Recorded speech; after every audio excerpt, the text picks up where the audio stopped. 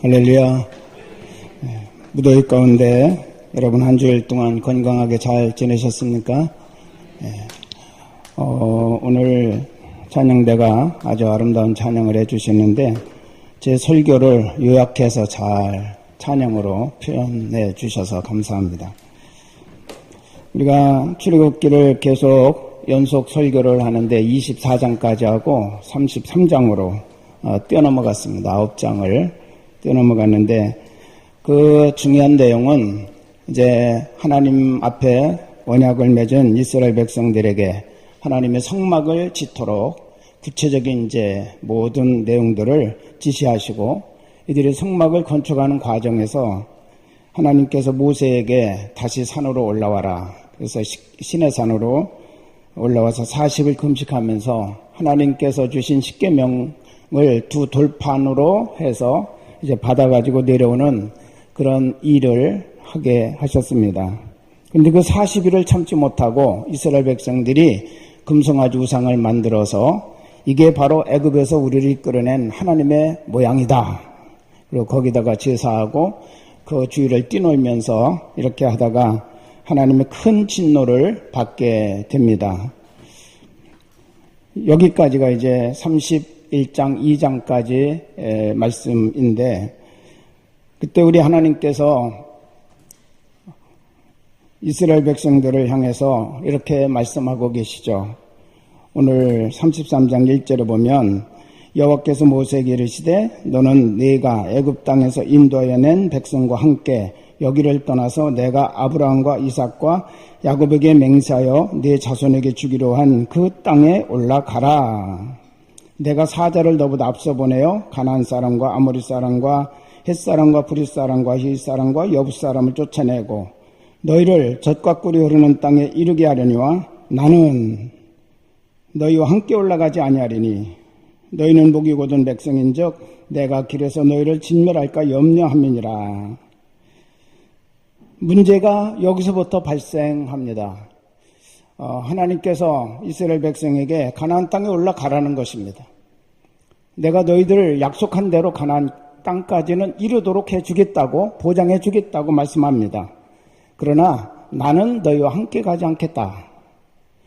나는 너희와 함께 가지 않을 것이고 난 약속대로 너희들을 가나안 땅으로 들여보낼 테니까 너희끼리 잘 살고 잘 먹어라 라고 우리 하나님께서 그렇게 말씀하시는 거예요. 여러분, 가나안 땅이 이스라엘 백성들의 목적지 아닙니까? 40년 동안 가고 싶어도 가지 못하고 계속 광야를 방황했던 이들이 얼마나 오매불망 들어가고 싶었던 땅, 젖과 꿀이 흐르는 가나안 땅이었겠습니까? 근데 이들이 금송아지 우상을 만들어 놓고 나면서부터 우리 하나님께서 너희와 나의 언약 관계는 깨졌다. 그렇지만 나는 신실한 하나님이기 때문에 너희에게 약속한 대로 가나안 땅까지는 내가 들어가도록 너희를 보장해 주겠다. 그렇지만 나하고 너희들은 이제 결별이다. 나는 같이 가지 않겠다는 거예요. 여러분, 이것이 이제 오늘 말씀의 가장 중요한 사건의 초점입니다.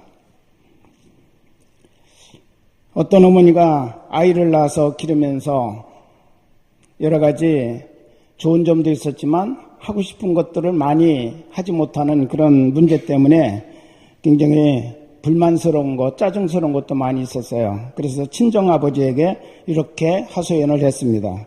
아버지, 저는 이 아이가 예쁘고 사랑스러워요. 이 아이 때문에 얼마나 행복한지 모릅니다. 그런데 이 애를 키우다 보니까 다른 일을 전혀 할 수 없습니다. 제게는 나름대로 꿈도 있고 해야 할 공부도 있고 하고 싶은 것도 많은데 이 아이에게 묶여서 아무것도 하지 못합니다. 새벽부터 밤늦게까지 열심히 일을 해도 할 일을 다 못합니다. 그래서 짜증이 나는데 어떻게 하면 좋을까요? 그때 이야기를 듣고 아버지가 이렇게 말씀합니다. 얘야, 너는 내 자신에 대해서 너무 기대가 커서 큰일이다. 마음을 좀 더 편안히 가져라. 모든 일에는 때와 기한이 있는 것이다. 지금 내 인생에 있어서 가장 귀한 존재가 누구냐라고 물었습니다. 그랬더니 그야 우리 애기지요. 그러니까 아버지가 그렇다면 너는 지금 인생에서 가장 가치 있는 일을 하고 있는 것이 아니냐. 너는 지금 가장 보람 있는 일을 하고 있다고 생각하고 다른 일들, 네가 지금 막 이것도 하고 싶고 저것도 하고 싶고 이것도 해야 되고 저것도 해야 될 여러 가지 주변에 거추장스러운 많은 것들 이제 한 가지에다가 초점을 맞추고 잊어버려라 라고 그렇게 말씀을 하면서, 그리고 그 일을 너는 즐길 줄 알아야 된다 그랬어요. 즐길 줄 알아야 된다. 이것은 스티븐 코비라고 하는 분이 지은 소중한 것을 먼저 하라라고 하는 그 책 속에 하나에 나오는 이야기입니다. 이 엄마에게는 아기가 너무너무 소중하고 사랑스럽습니다. 그래서 아기를 잘 양육하고 훌륭한 아이로 이제 키우고 싶습니다. 근데 자기 마음속에는 또 다른 것도 하고 싶은 거예요. 이것저것 하고 싶은 것도 많고 해야 될 일도 많다고 생각하는데 이 아이에게 묶여가지고 다른 일을 도저히 할 수 없어서 짜증이 나는 거예요. 그럴 때 우리는 어떻게 해야 될까요? 비단 이 어머니뿐이겠습니까? 우리 모두가 다 살아가면서 제일 많이 듣는다는 말, 바쁘다, 너무나 바쁘다라고 하는 그 말을 우리가 많이 듣는데, 바쁨에 대한 호소를 날마다 들으면서 우리가 살아가고 있습니다. 이 바쁘다고 하는 사람들에게 해결책이 무엇이 있을까? 그에게 시간을 더 주면 바쁜 것이 사라질까? 아니면 몸이 부서지도록 그가 더 많이 일을 해가지고 바쁘게 밀려있던 일들을 많이 할 수 있도록 하면 해결이 될까요? 시간을 더 주거나 더 바쁘게 뛴다고 해서 문제가 해결되는 것은 아닙니다. 가장 중요한 해결의 방법은 어떤 것이 내 삶 속에서 가장 가치 있는 일인가? 삶의 우선순위를 세우는 것입니다. 그리고 우선순위에 세워진 그 일에 초점을 맞추고 그것을 우리가 할 수 있는 사람이 되어야 된다는 거죠. 여러분, 오늘 이 말씀은 그리스도인으로서 내게 가장 가치 있는 삶의 우선순위가 무엇인가를 가르치는 내용임을 우리가 생각해야 될 것입니다. 이스라엘 백성들이 이렇게 하나님의 은혜를 힘입고 출애굽해서 시내산에 도착하여 하나님의 거룩한 백성, 제사장 나라로 살아가기로 하나님과 언약을 맺고, 하나님은 그럼 나는 너희들이 하나님이 되겠다.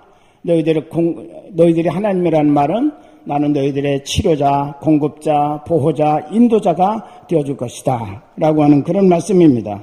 즉 너희들의 모든 것이 되어줄 것이다 라고 하는 그런 말씀이죠. 근데 모세가 40일 동안 시내산에 올라가 있는 동안에 이 백성들은 그 기간을 참지 못해서 금송아지를 만들어 놓고 이것이 애굽에서 너희를 인도해낸 여호와다 그러면서 그 앞에 제사 지내고 뛰노는 망령된 행동을 보이게 되었습니다. 그것을 보고 하나님은 진노하시면서 이스라엘과의 언약 관계가 깨어져 버리고 말았고, 백성은 죄 중에서 하나님의 진노에 대해서 지금 떨고 있는 긴장된 상태에 있을 때 우리 하나님께서 말씀하신 거죠. 너희들은 가나안 땅으로 올라가라. 여러분 얼마나 좋습니까? 그들이 40년 동안 갈망하던 가나안 땅인데 하나님이 올라가라고 허락하셨어요. 그런데 3절에 보면 그 이유가 나오죠. 너희는 가나안 땅으로 올라가라. 내가 보내주겠다고 약속했고 너희가 그렇게도 사모하는 그곳으로 올라가라. 말리지 않겠다. 그러나 너희끼리 가서 잘 살아라. 나는 너희와 동행하지 않겠다. 이것이 바로 우리 하나님이 주신 말씀의 핵심입니다. 핵심. 지금 이스라엘 백성들 마음의 소원은 오직 젖과 꿀이 흐르는 가나안 땅에 빨리 도착해서 즐거운 삶을 누리고 재밌게 살고 싶다고 하는 그 소망뿐이었습니다. 그러나 하나님이 보실 때는 빨리 가는 것이 중요한 것이 아니라 이스라엘이 하나님의 백성으로서 들어갈 수 있는 자격을 갖추는 것이 더 중요하다고 생각을 하신 것이죠. 그런데 이 백성들은 하나님의 마음을 헤아리지 못하고 하나님의 마음은 전혀 상관하지 않은 채 그저 빨리 들어갔으면 좋겠다고 하는 그 마음만을 가지고 있었습니다. 그래서 40일도 못 참고 금송아지 우상을 만들어서 숭배하며 그들을 앞세워서 가나안 땅에 들어가려고 지금 그렇게 계획하고 있었던 것입니다. 그들을 향해서 하나님 말씀하십니다. 가거라. 가나안 땅 가고 싶으면 가거라. 내가 보내주마.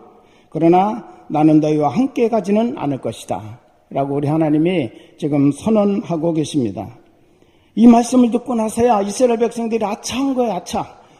우리가 뭔가 중요한 것을 잊어버렸구나.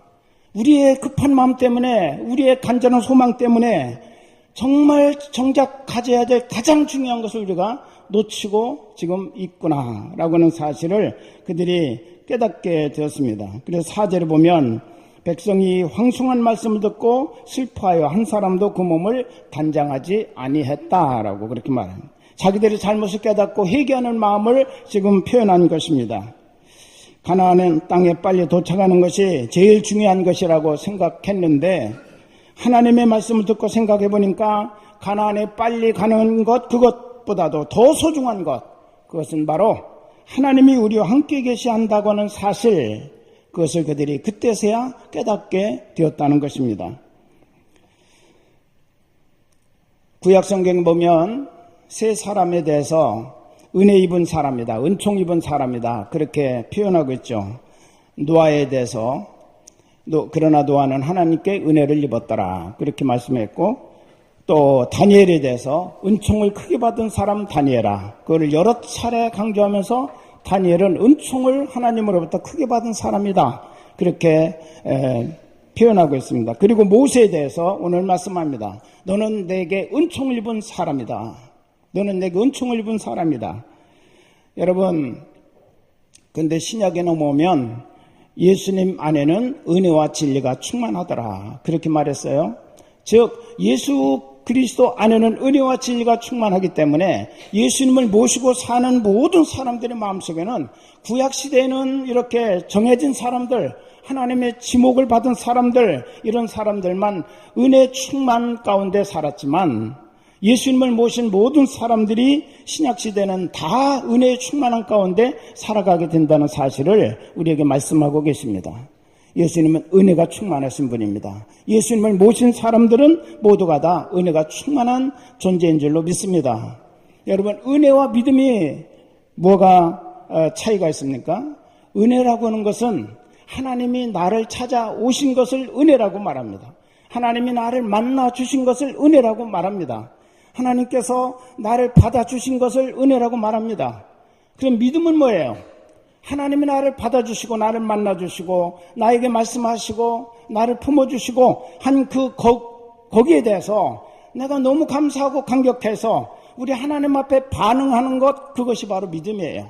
어떤 사람은 소극적으로 반응합니다. 어떤 사람은 적극적으로 반응합니다. 그런데 우리 하나님, 우리 주님이 말씀하시기를 어떤 사람에게 대해서는 내 믿음이 왜 그렇게 작으냐 그렇게 서운해하시고, 어떤 사람은 이스라엘 가운데서도 이만한 믿음을 내가 만나보지 못했다고 너무너무 기뻐하시고 감격하시며 내 믿음대로 될지어다라고 그렇게 축복하시는 말씀을 듣습니다.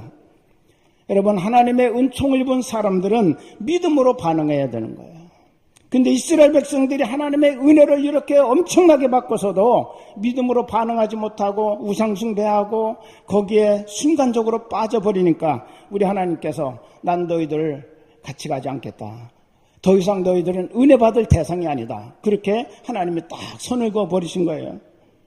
그리고 나니까 그들이 아차, 그때서야 깨달은 거죠. 우리에게 소중한 것이 뭐냐?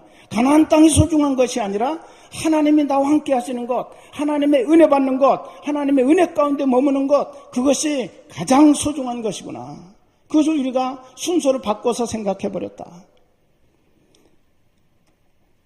엄마가 아기가 예쁘고 사랑스러워서 키우고 싶지만 다른 것도 하고 싶은 마음 때문에 짜증내는 것처럼 우선순위가 제대로 세워지지 않으면 이렇게 헷갈리는 거죠.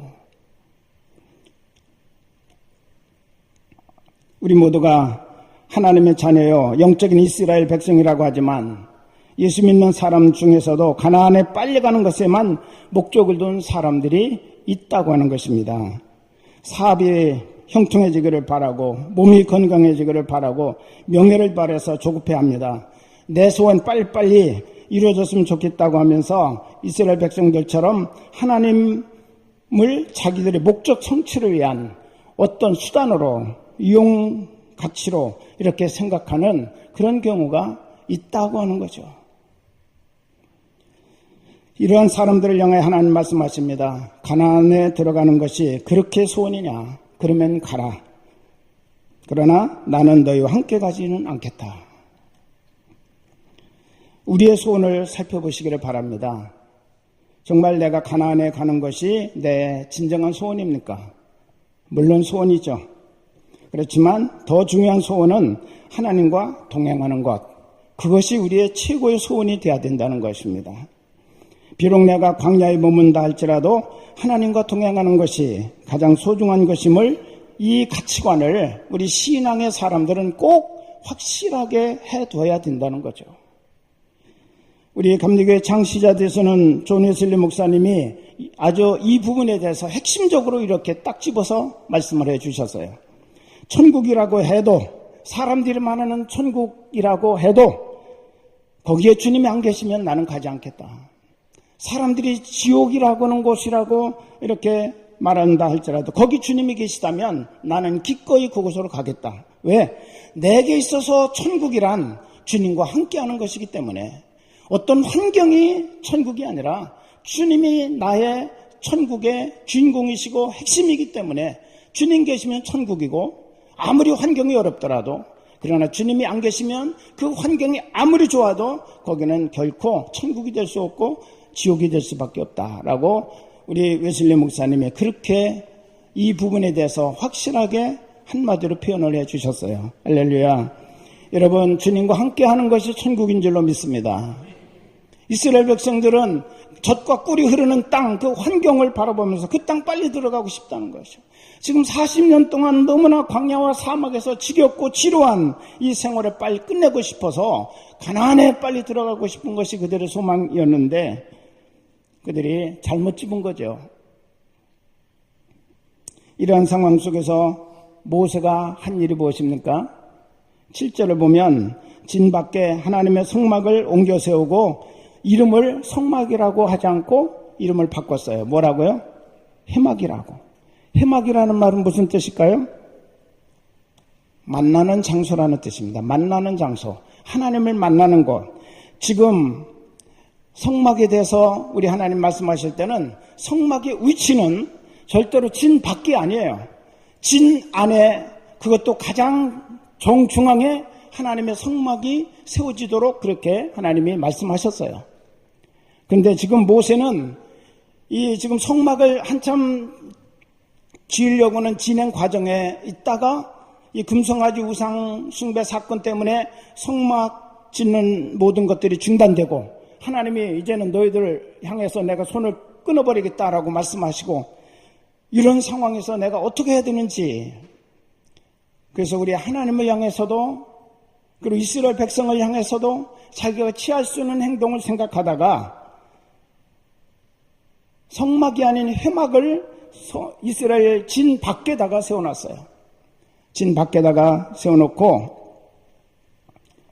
그리고 그곳 이름을 회막이라고 그렇게 불렀습니다. 하나님을 만나는 곳, 하나님을 만나야만 살 수 있는 곳, 그런 의미를 가지고 회막이라는 이름을 붙여준 거죠. 모세가 이렇게 한 의도는 확실합니다. 너희 중에 하나님이 지금 계시지 않다는 것을 보여주는 것입니다. 성막이 가운데 있으면 우리 하나님 여전히 여기 계셔. 말씀은 저렇게 하시지만 하나님은 언제나 우리 가운데 계셔. 그렇게 그들이 생각할까, 그런 오해를 할까 생각을 하고 성막을 아예 진 밖으로 옮겨놔 버렸어요. 너희 중에 하나님이 계시지 않다는 것을 눈으로 직접 확인하기 위해서 그렇게 한 것입니다. 그러므로 깊이 각성하고 이제는 하나님께로 가까이 나아가야 한다라고 하는 것을 가르치기 위한 것입니다. 너희가 우상 숭배해서 하나님이 진노하셨지만 이제 우리가 나가서 하나님께 매달려야 하고, 그래서 하나님과 만나야 한다는 거죠. 그것이 바로 우리가 사는 길이고 우리에게 있어서 지금 가장 중요하게 해야 될 일이라고 하는 것, 그것을 보여주기 위해서 먼저 모세가 회막으로, 다른 누구보다도 먼저 회막으로 나갑니다. 그리고 거기서 하나님께 예배합니다. 기도합니다. 7절 하반절을 보면 여호와를 앙무하는 자는 다 진 바깥 회막으로 나아갔다, 그렇게 말합니다. 모세가 먼저 나가니까 여호와를 앙망하는 사람들, 앙모하는 사람들, 하나님 만나고 싶어요. 하나님 떠나면 안 돼요. 하나님, 저희가 정말 우리 하나님께서 우리 안에 거하셔야 돼요. 그런 간절한 마음을 가진 사람들은 전부 모세를 따라서 해막으로 나아가서 우리 하나님 앞에 예배하고 기도했다라고 그렇게 말합니다. 그런데 따라갈 수 없는 많은 사람들의 어떤 행동을 취했습니까? 8절에 보니까 자기 장막에서 모세와 여호와를 앙모하는 사람들이 해막에 들어가는 것을 보면서 예배하고 집에서 기도하고 말씀을 묵상했다, 그렇게 말하고 있습니다. 그들이 해막에 나가서 한 일이 무엇이고 무슨 내용의 기도했는가? 우리가 충분히 이런 상황을 이제 우리가 깨달았다면 무슨 기도했을까? 추론할 수 있잖아요. 하나님, 우리가 지금까지 간절히 소원하던 가나안에 빨리 가는 것, 그것이 가장 가치 있는 것이라고 생각했지만 사실은 그것이 중요한 것이 아니었음을 이제 깨닫습니다. 비록 광야라 할지라도 하나님이 함께 하시는 생활, 주님이 동행해 주시는 생활이 가장 소중하다는 사실을 알게 되었습니다. 그러므로 우리를 떠나지 마시옵소서. 우리의 잘못된 가치, 그리고 우리의 잘못된 목표, 우리의 잘못된 서두름을 용서해 주시옵소서. 이제는 하나님과 동행에 최고의 가치를 두고 이제는 고요히 주님 앞에 서 있겠습니다. 저희들을 긍휼히 여겨 주시옵소서. 바로 이런 기도였으리라고 우리는 충분히 생각할 수 있습니다. 이때 우리 하나님이 취하신 행동이 성경에 나옵니다. 9절을 보시면 모세가 해막에 들어갈 때 뭐가 다시 내려왔어요? 구름기둥이 내려 해막문에 서며 여호와께서 모세와 말씀하셨다라고 그렇게 기록되어져 있습니다.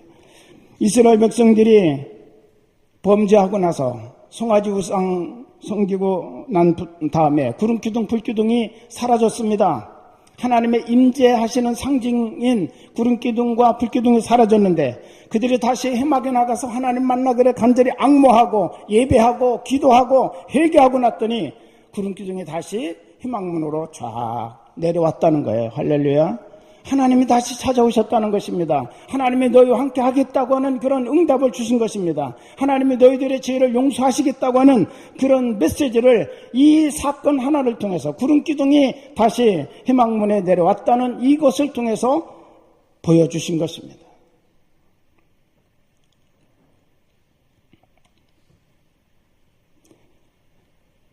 이제는 하나님께 나오는 자를 하나님이 맞아주신다고 하는 그런 표시죠. 영접하겠다고, 받아주시겠다고 하는 그런 표시.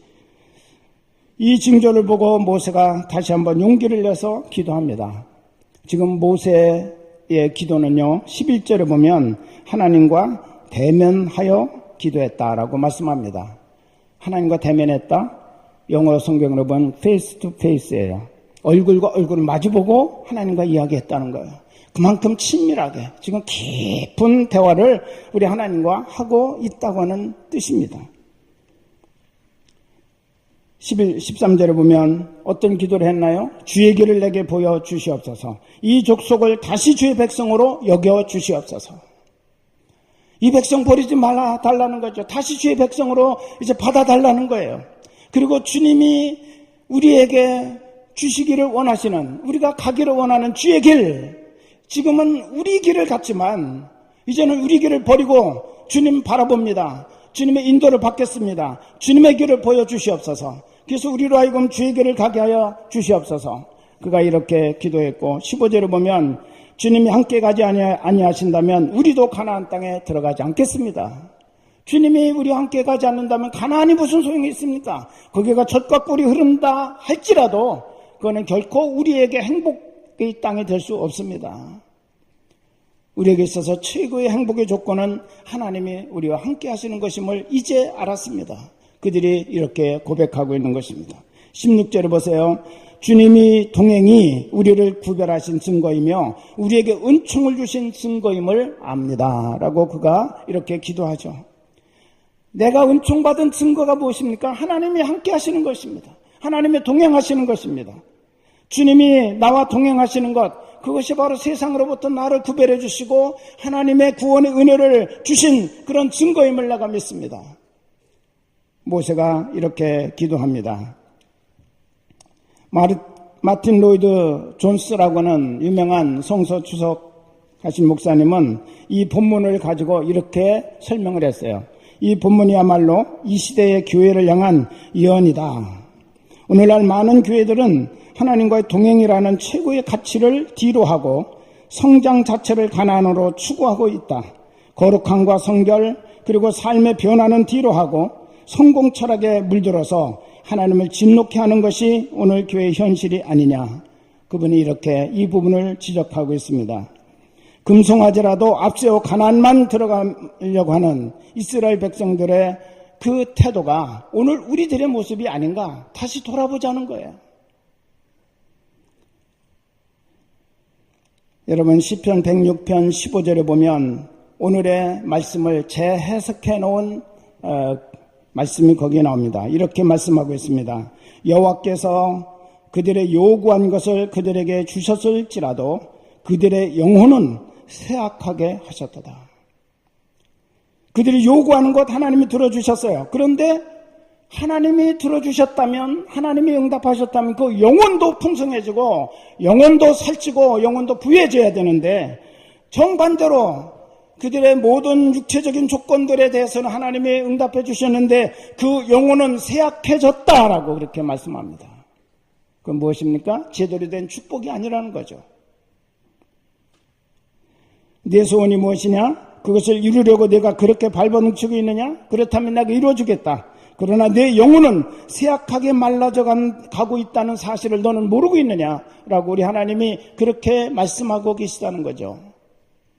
여러분, 우리에게 중요한 것은 바로 영혼이 하나님의 은혜로 풍성해지는 것입니다. 하나님의 은혜로 기뻐하는 것입니다. 하나님의 은혜로 우리들의 삶이 언제나 감사와 평강이 넘치는 그런 삶이 되어야 되는 것입니다. 바쁘다고 좋은 것이 아니고 하나님 보시기에 옳은 것이 좋은 것입니다. 할렐루야. 바쁘게 일 많이 한다고 좋은 것 아니에요. 업적을 많이 쌓는다고 그것이 좋은 것이 아니에요. 하나님이 보시기에 옳은 것을 해야 좋은 것입니다. 우리에게 있어서 무엇이 가장 귀한 것일까요? 빨리 돈 모아서 더 큰 집 장만하고 남은 여생 여행이나 다니면서 즐겁게 지내는 것, 그것이 우리들의 소원입니까? 그래서 하나님 뒤로 하고 쓸데없는 일에 바쁜 사람 얼마나 많은지 모릅니다. 그럼 사는 말이 시간이 없다고 그렇게 말합니다. 하나님의 일을 하자 그러면 시간이 없어, 바빠. 뭐가 그렇게 바쁜지. 이럴 때 하나님이 무엇이라고 말씀하실까요? 그래, 네가 좋아하는 것 실컷 해라. 그렇지만 나는 너와 동행하지 않을 것이다. 여러분, 이런 말을 듣는다면 인생 서글퍼지는 것 아닙니까? 영혼은 삐쩍 말라 쇠약해져 가는데 육신은 다른 일이 바쁘다고 정신없이 뛰어다닌다면 이거 불행한 일이죠. 내 영혼을 볼 수 있는 저와 여러분이 되기를 바랍니다.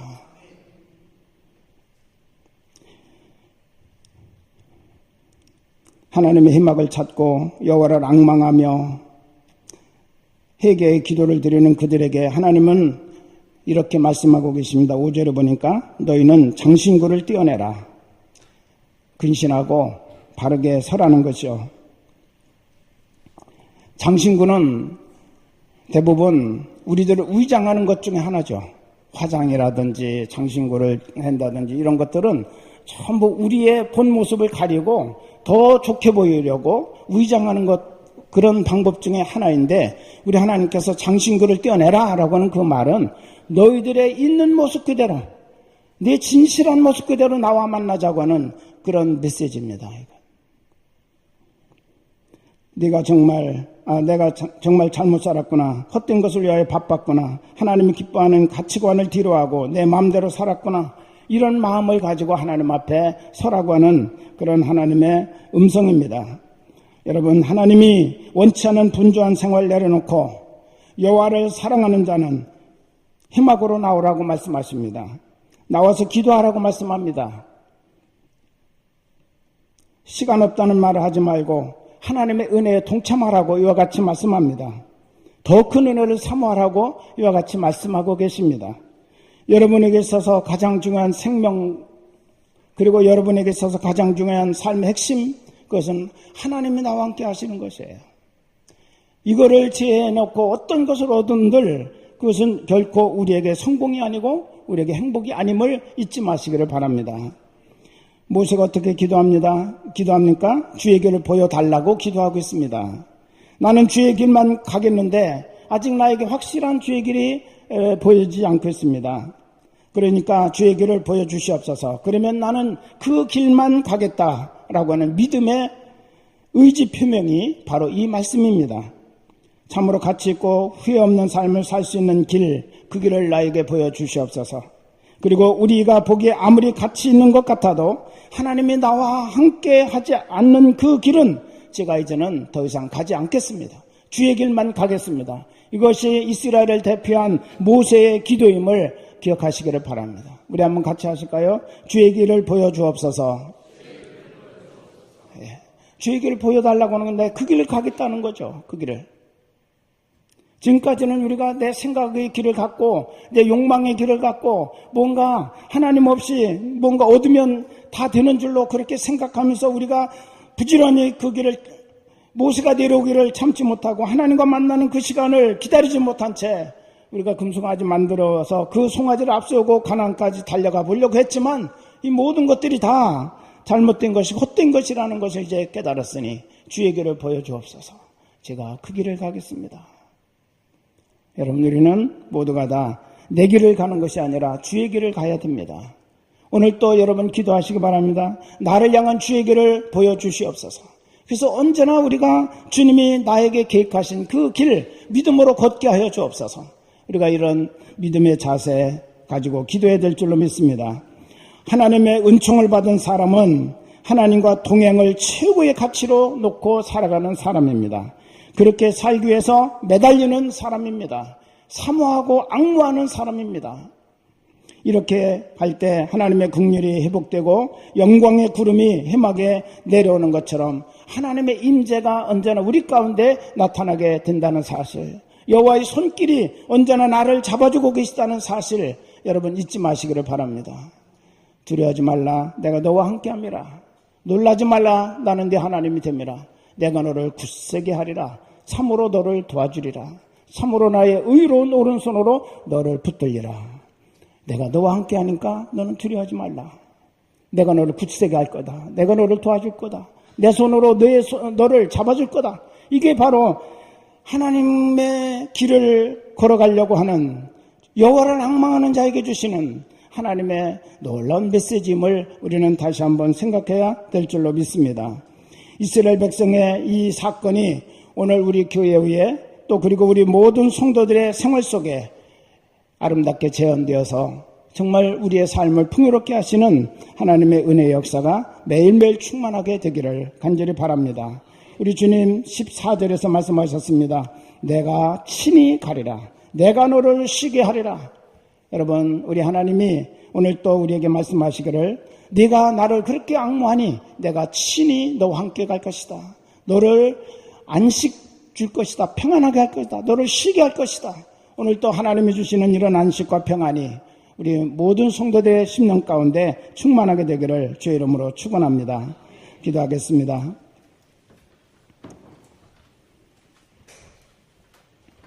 고마우신 우리 아버지, 이스라엘 백성들의 삶의 모습이 정말 나의 모습, 우리 교회의 모습은 아닌지 우리가 다시 한번 돌아보게 하여 주옵소서. 여호와를 앙모하는 자가 되게 하여 주옵소서. 그래서 해막의 모이고를 힘쓰고 예배에 힘쓰고 기도에 힘쓰고 정말 겸손히 엎드려 하나님 앞에 회개하는 죄들 되게 하여 주시옵소서. 그리고 어떤 가치관보다도 하나님이 나와 동행해 주시는 그 삶, 하나님과 내가 함께하는 인생길, 그것 이외에는 다른 어떤 것도 없다는 사실 꼭 잊지 말게 하여 주셔서 모세가 기도했던 것처럼 주의 길을 보여주옵소서. 주의 길을 보여주옵소서. 주의 길을 보여주옵소서. 간절하게 사모하며 기도했던 것처럼 오늘 우리들도 주님의 길을 보기를 원합니다. 우리의 마음을 열어주시고 우리의 길을 열어주시고 우리의 영혼의 눈을 열어주셔서 주님의 길을 보게 하시고 주의 말씀을 듣게 하여 주사 오직 하나님이 나와 함께 하시는 놀라운 은총받은 사람으로서의 삶을 살아가게 하여 주옵소서. 예수님 이름으로 감사하며 기도합나이다. 아멘.